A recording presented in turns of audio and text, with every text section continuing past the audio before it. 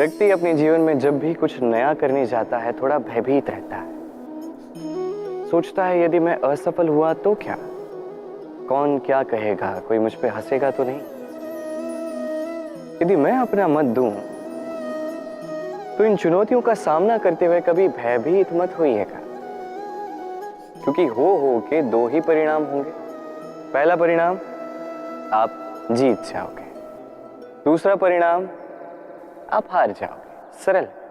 यदि आप जीत गए तो आप सबका नेतृत्व करोगे, किंतु यदि आप हार भी गए तभी आपके पास वो अनुभव आएगा जिससे आप आने वाली पीढ़ी का मार्गदर्शन कर सकते हो। अब सोचो, इस मार्गदर्शन से आप किसी की सहायता करें जिससे वो अपना स्वप्न पूर्ण कर सकता है। बहुत बड़ी पुण्य की बात है। एक सरल सी बात समझ लीजिए, जीत हो या हार दोनों एक ही ओर ले जाते हैं और वो है जीत की ओर। बस अपना दृष्टिकोण शुभ रखिए और अपनी चुनौतियों को सीमित मत कीजिएगा, इन सीमाओं को चुनौती दीजिए। स्वयं के इस व्यक्तित्व को विशाल बनाइए, शक्तिशाली बनाइए। ये संबंध है गुरु और शिष्य का। गुरु उस प्रत्यंचा की भांति होता है, स्वयं को पीछे रख के शिष्य को उसके गंतव्य की ओर ले जाता है, उसे अपना लक्ष्य साधने देता है और सदैव कठोर रहता है ताकि शिष्य अपने लक्ष्य से कभी चूके न। धन्य हो ऐसे गुरु जो अपने शिष्य को उसके गंतव्य तक पहुंचाते हैं और उसका सारा श्रेय उसे देते हैं, अपने शिष्य को, अपने बाण को देते हैं। तो आप सदैव ऐसे गुरुओं को स्मरण रखिए, सदैव उन्हें नमन कीजिए, सदैव उनका आदर कीजिए। कभी जीवन में पीछे नहीं रहेंगे आप। ये जीवन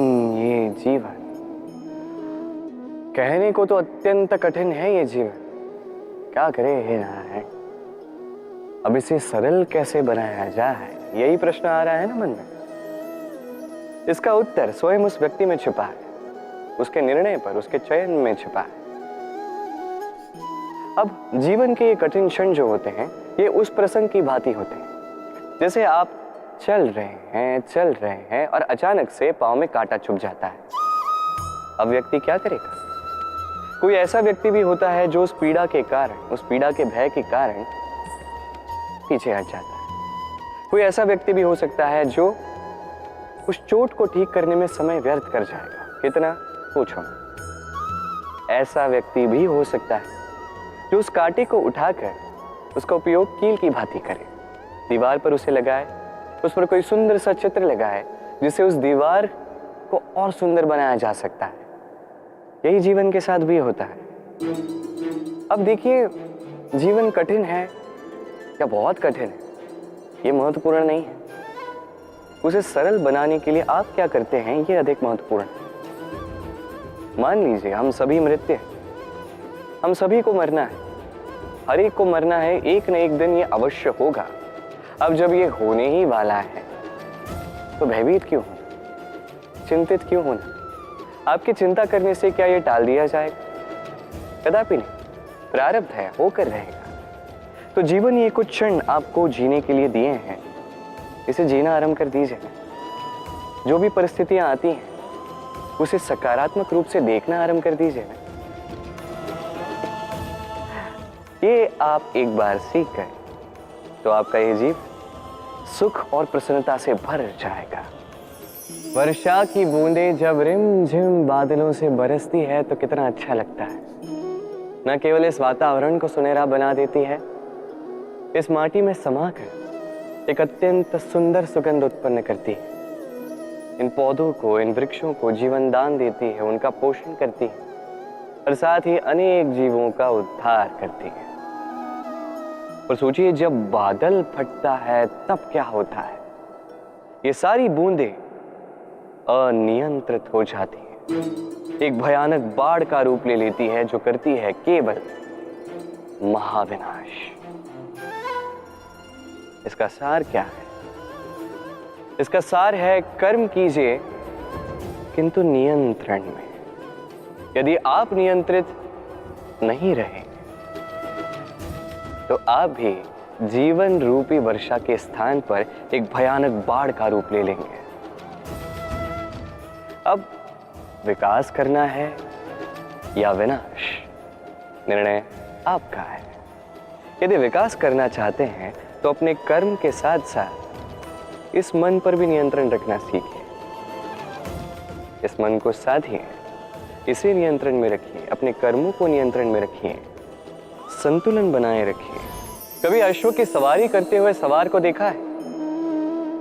अश्व के दाएं बाएं ओर जैसे एक पर्दा लगा दिया जाता है। इसका कारण क्या है? ताकि अश्व कहीं और देख ना सके, केवल आगे देख सके और उसी दिशा में आगे बढ़ सके। अब कहने को तो ये सरल सी बात है, पर इसके पीछे एक गहन विज्ञान छिपा है। आपको यदि जीवन में लक्ष्य प्राप्त करना है तो आपको भी यहां वहां देखना छोड़ना होगा, केवल आगे अपने लक्ष्य की ओर देखना होगा, तभी सफलता प्राप्त कर सकोगे। अश्व तो एक पशु है, उस पर लगाम लगाई जाती है, आंखों के दाएं बाएं पर्दे लगा दिए जाते हैं। आप मनुष्य हो, आप पर कौन लगाम लगाए? कोई नहीं। आपको स्वयं ये करना है। अपने मन में झांकिए और भावनाओं पर लगाम लगाइए, उन्हें नियंत्रण में रखिए और अपनी दृष्टि आगे केवल अपने लक्ष्य पर। स्मरण रखिएगा, यदि आपका ध्यान केवल और केवल अपने लक्ष्य पर होगा तो लक्ष्य अवश्य साधोगे। यदि ध्यान यहां वहां भटक गया तो लक्ष्य कहीं भटक जाए। यथा राजा तथा प्रजा, यथा बीज तथा मुक्र, यथा भूमि तथा अंकुर।